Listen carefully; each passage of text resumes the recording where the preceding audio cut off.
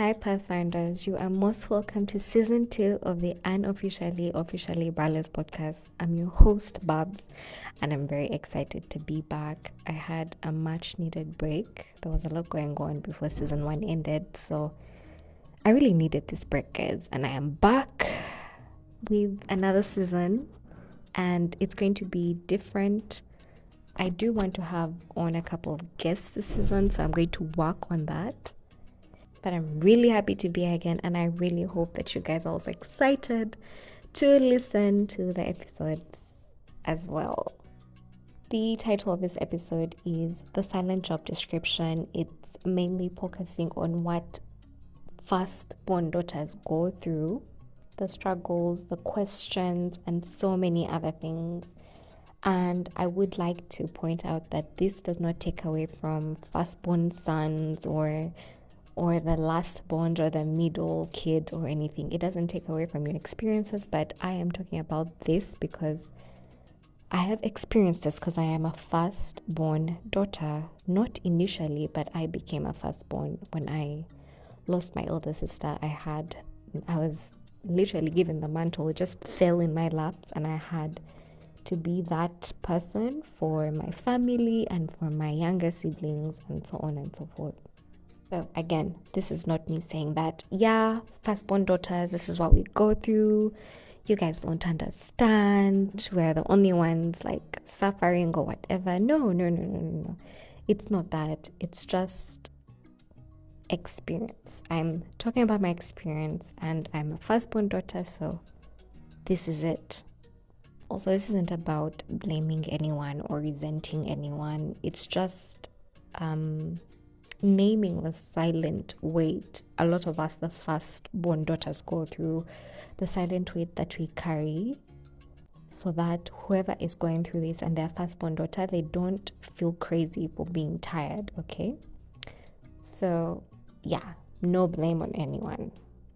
But like from my post that I made last week on Wednesday, I am going to answer a few questions, like 5 of them, to give you a bit of a background and mostly for the people that are just going to start from season 2 that haven't listened to season 1 episodes, because I've met a lot of people between the time that I started season 1 and season 2, and so maybe they're beginning from the first episode of season 2 and they don't know much about me, new followers or whatever. So I have picked out a few questions.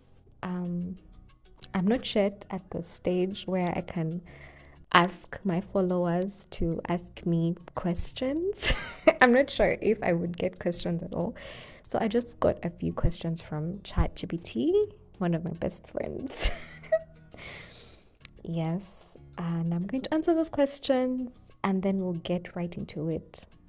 But before we get into the questions, I want to show my gratitude to the people that have really supported me with this thing. People asking me like, oh my god, when is season 2 coming out? How come you stopped? And like, we want to listen to what you have to say. Like, it's very humbling.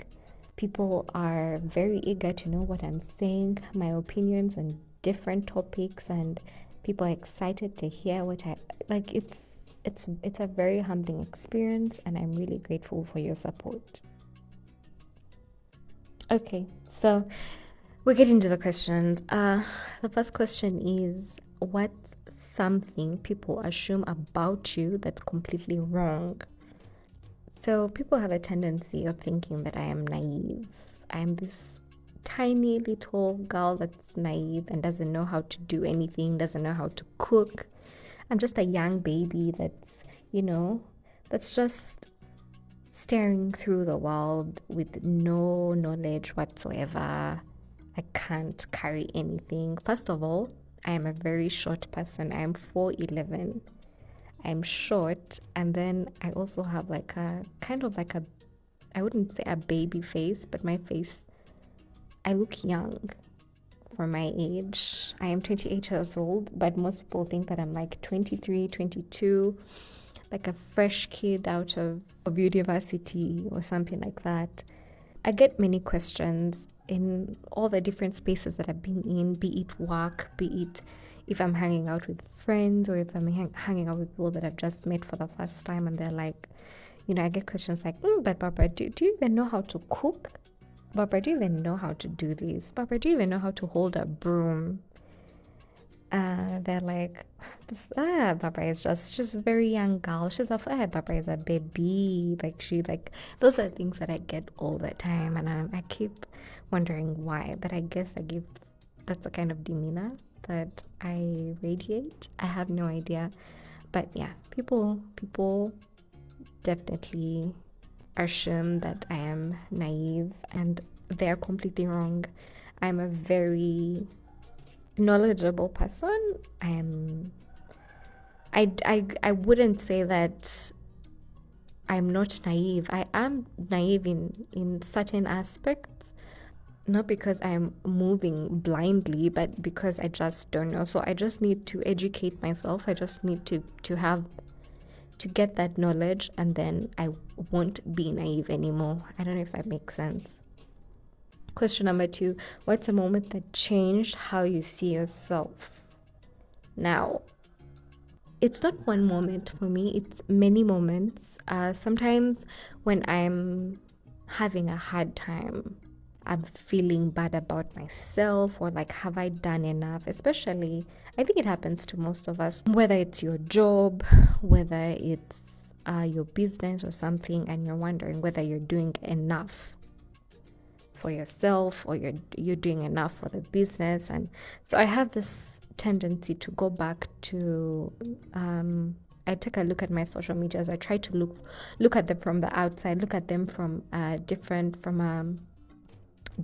perspective, and I'm like, let me pretend to be someone from the outside, and I'd look at my social media pages for both my side hustles, and I see, and honestly, I tend to get really impressed by what I see, because I'm like, sometimes I look at the videos that I've made, and even just this podcast alone, I go back and listen to the episodes, and I'm like, was this really me talking? Is this my train of thought? Because wow, I'm very intelligent. I like the way that I articulate the things that I say, my thought processes, the way I put things together, the way I think. Like, I find that very impressive, and I'm not even trying to be boastful or anything.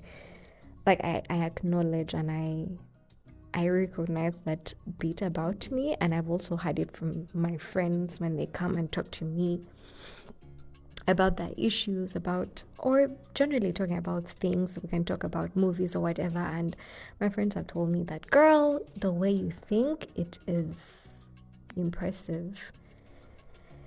Question number 3 is, what's a toxic trait you've accepted like a pet? Okay, I would say, and this is very toxic, I would say attraction. It's one of the first things that I base on when I am considering a relationship. I must be attracted to this person if I'm going to be with them. I know people say that attraction doesn't really matter. The person just has to have, you have to have the same values, same principles. You have to, if the person treating you well, princess treatment, blah, blah, blah. All of that, yes, it's very vital, important factor. But guys, I have to be attracted to the person. And I was talking about it with a friend of mine. Shout out to you, Olive. We were talking about it recently. I'm just like, can you really date someone that you're not attracted to? And I was like, girl, I can't. I'm sorry, but I cannot. I have to be attracted to you. So I do think that's a toxic trait, because maybe at a point X, maybe I've missed out on what could have been good relationships because I wasn't attracted to that person. I don't know. I really don't know. But yeah, I think that's a toxic trait, and I'm trying to work on that. Maybe I'm talking too much. Next question. What's something really small that will instantly ruin your whole mood. It's not one thing, there are many things. Misspelling my name. I think people that have my phone number on WhatsApp know, and the people that I work with and the people that I'm with, like I usually hang out with, know that I am very particular with the spelling of my name. Very particular. In that one time I'd gone for a work event, and they were giving out this, what are they called, where they put your name and these things you put around your, I've forgotten the tags, the name tags, and they had misspelled my name, and I kindly, politely asked the person if I could write the true spelling. I know to some people it may seem like it's too much, but I am so particular with my name, and I really wanted to be spelled the right way. It's Barbara, not Barbara or any other variation. If other Barbaras write their names like that, then great. But for me, this is how I write my name. I would like it to stay that way. So when I see someone, especially, like, I can understand if someone doesn't know how I spell it and they reach out to me and they're like, "Hey Barbara," and they've used another spelling, I can understand that. But if I introduce myself as Barbara and then you go ahead and write something different, I am judging you, and I'll stop there. Then the last question is, if you stripped away what you do, what people expect, and how you present yourself, what's left? Let me repeat the question, because that's a very, very nice question. If you stripped away what you do, what people expect, and how you present yourself, what's left? That's a question that forces you to look into yourself. It's a very, very good question. And my answer is, I think if I was to strip away all those things, what would remain is a tiny, precious little girl that just wants to be loved and held. Literally. That's, I think, my inner child, basically. That's what would be left, and I don't think I need to add on anything. It's self-explanatory. But yeah, those were the questions, and if you want me to answer more questions, you can let me know, my followers. You can let me know. But now we're going to get into the nitty-gritty, the discussion, things that firstborn daughters go through. And I would like to start with my own experience as a firstborn daughter. As you know it, I used to be the lastborn. From my mother, we were only 2 girls, but then my sister passed on in 2015, and I got to realize that I also had half siblings. I had to become an older sibling to these young, beautiful creatures, and it was very hard because I had most of my life. I lost my sister at what? I lost my sister when I was like 19 years old. But I got to find out that I had other siblings when I was about 13. So I didn't know how to internalize the entire thing. But it wasn't easy.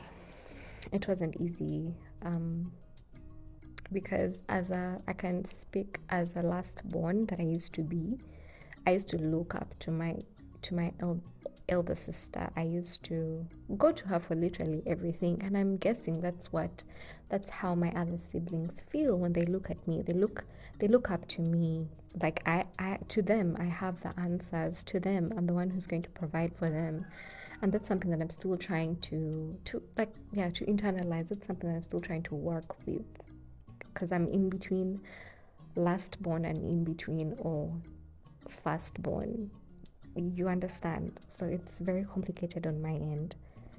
And there are moments where, of course, as a firstborn, you have to be exemplary, live an exemplary life for your siblings.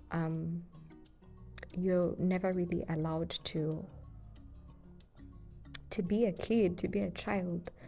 Most firstborns are thrown into this responsibility to make sure that their young siblings are doing okay, that to make sure their young siblings are, I mean, as a firstborn, you want to, it's in you naturally, it's in you to direct, to show your younger siblings a path, but then you're also a kid at the same time, and you want to be a child. You want to go through what the rest are allowed to go through, but you really can't, because you have to live an exemplary life. And parents usually do this thing where they keep on telling you, you're the eldest, you're the eldest child, I expect this from you, I expect this and that from you. And then you find yourself becoming this, this child adult where you're not yet an adult even. There are moments where I had to carry the entire family, leave alone being the firstborn, but as a firstborn daughter, there's this kind of emotional baggage that you have to carry for the entire family. I don't even know how that comes about, but I had to be emotionally stable for everyone, for not only for my siblings, but also for my parents, for my dad. I must mention that as we grow up, our parents tend to become children again, and I don't mean that in a bad way, but it as they grow older and old, they literally turn into children, and you have to find yourself taking care of them. And there are moments I had to be that emotional pillar for my dad so that he could, be able to go through certain things, and I wouldn't have it any other way, but at the same time, carrying all of that was too much on me as a teenager. I hope that makes sense, but it was too much for me, because I'm also trying to deal with my own emotions as an adolescent girl. I'm going through all these other things, but then at home, I have to make sure daddy is fine. I have to make sure who is fine. I have to make sure my other siblings are okay. They're coming to me, telling me these other things, and it was a lot. Okay, so that mostly happens for many firstborn daughters that I've talked to. And so if that's something that you're going through right now, you're a firstborn daughter, and you find yourself, you have to carry all of this. And by the way, sometimes it doesn't even stop on firstborn daughters. It stops at, sometimes you're the only girl in the family. Let's say you're like 5 kids, or you're like 3 kids, and you're the only girl and the rest are boys. There's a way you have to carry that emotional baggage for your family, because everyone expects you to, because you are a girl. You're expected to do that. And so my heart goes out to you, okay? I see you. I hope you feel seen and heard. And so yeah, I always found myself having to hold the fort for the family, because I'm the oldest girl for some reason. And me being me, I, not just being an empath, but I am quite nurturing, and I think my siblings and my dad recognize that part of me, and so they found it very easy to confide in me with their issues. And so I kind of also became like a therapist for the family, which was also really, really heavy to carry. Again, I'm not complaining, okay, but at the same time, it was too much for me to carry, being the source of strength for the entire family. And then another thing is having parental duties. Unfortunately, for some firstborn kids, it goes as it starts as early as when they're like 5 years old, and they have like other siblings. Like the next sibling is like 3 years old, and the parents take care of your sibling, make sure she or he is okay.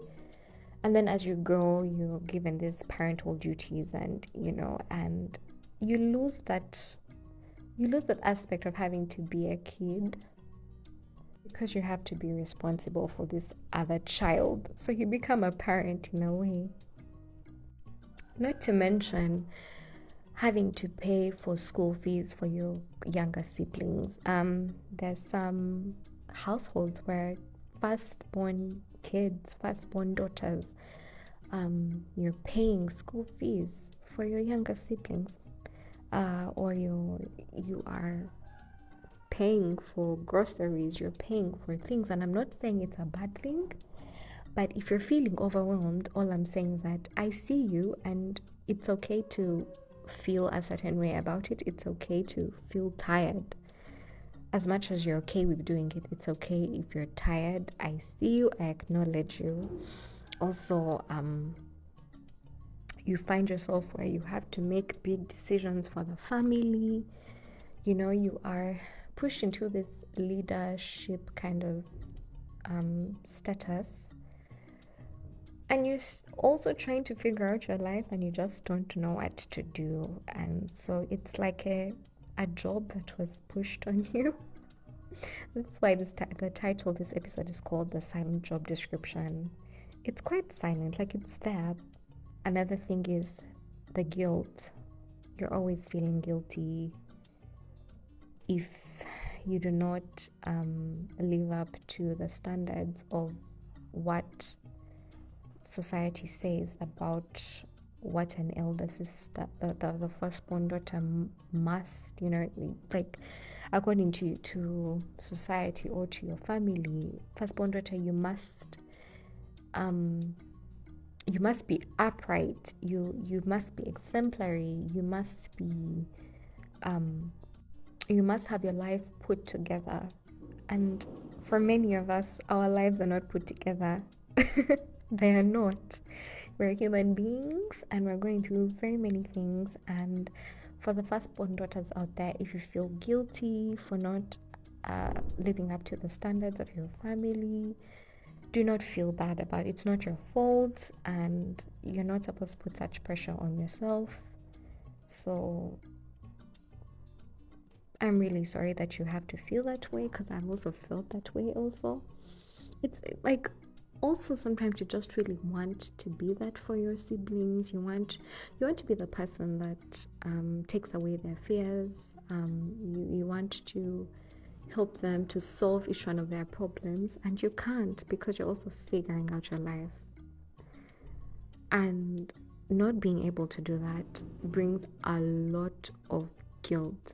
I find myself apologizing to my siblings, telling them, guys, I'm really sorry I wasn't able to do this. I wasn't able to send you this money, because I really want to send them the money. I want to be a provider for them, especially now that my dad is not around. I want to be that thing, that person that they can run to and tell me, oh, Bobs, this and this happened. I need this kind of money. I need this, and I will provide for them. I want to be that for them. So I feel like sometimes I even apologize, and I'm like, guys, I'm really sorry. And they're very understanding. By the way, thank you to my siblings for being very understanding. They're like, Babs, it's okay. It's fine. Like, it's fine if you're not able to. It's okay. I'm like, guys, thank you. But then again, still the guilt is inside, and you don't know how to work with that. So yeah, it's crazy. So as a firstborn daughter, I don't really have the solutions, but I do have some coping mechanisms that I go by, and they have somewhat helped, and I am going to share them. And if they also help you too, then that's great. As I keep giving this disclaimer, even in my former episodes in season 1, that the advice that I give on this show is not expert advice. It's literally comes from experience, and things that have worked for me may not work for you, but if they do work for you, for the lot that it works for, I'm really, really happy that I get to share this with you. So I don't really have many coping mechanisms, but what I usually do is try to remind myself that I can't do it all. Like, I literally breathe, sit down, and I'm like, Bubs, you want to help your kids. You want to help your kids. You want to help your siblings. Anyway, they're my kids. They are, literally. You want to help your siblings. You want to be there for them. But there are certain things that you can't do. Like, you can't control certain things, especially when it comes to the emotional bit. Sometimes I really want to enter their minds and their hearts and see what is there, so that I'm able to be that for them, not only on the financial beat, but also on the emotional beat. But there's some things that I really can't do. I can't be there all the time. So I remind myself, like, girl, you can't do it all, okay? And it's fine. It's okay. Don't beat yourself up about it. And then also learning to let go of perfection. Your siblings, they're not looking for a perfect human being. They just want you to be who you are. And so stop trying to show them this version of perfection and, that you have it all together and whatnot. Like, I'm sure they would understand. At least mine do. And I try to always remind myself, especially my brother, the one who follows me, like, he's always telling me that, Babs, like, you got this, son. It's okay. It's okay. And I really appreciate that, bro. I really do. And I think also reminding yourself that you're allowed to rest, like from last year, I had given myself these crazy goals in regards to my siblings.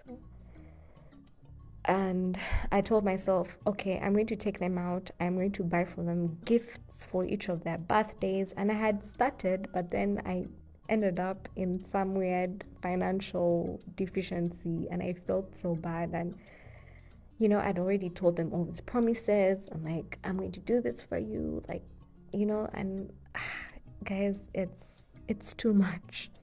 So remind yourself that it's okay for you to rest, okay? And I think also all these things that I'm telling you cut across whichever person. Like, literally, if you're firstborn and you have younger siblings and you want to be there for them, just be kind to yourself and remind yourself that you can rest. They will be fine with it, okay? They're not angry with you. They'll be fine. As long as you have a good heart and they see it, it's okay. I would also like to wish a happy Mother's Day to all the mothers in the world, of course. Also acknowledging for those that are yearning to be moms, those who are new moms, first time moms, those who have children that have never had mothers, those who have lost their children, those who have lost their mothers, those who have mother figures, guardians, and so many different variations of mothers. We see you, and we are really, really grateful for everything that you've done for us. Happy Mother's Day to you all. So this is it for episode 1 of season 2. I am so happy to be back, and there's going to be a lot more. And so last season I was usually mentioning the thing that I was going to talk about in the next episode, and so for the next episode, I feel like I want to talk about something that has affected all of us, because all of us have parents.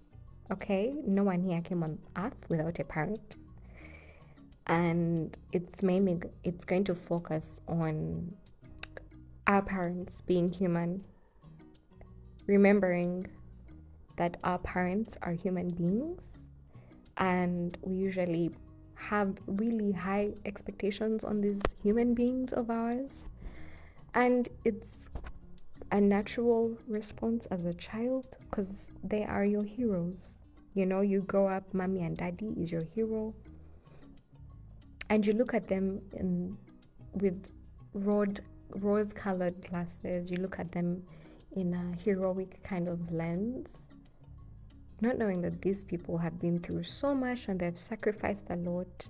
And of course, that's not something for you to carry, but also to, like, the next episode is just going to be about extending grace towards your parents and understanding where they're coming from.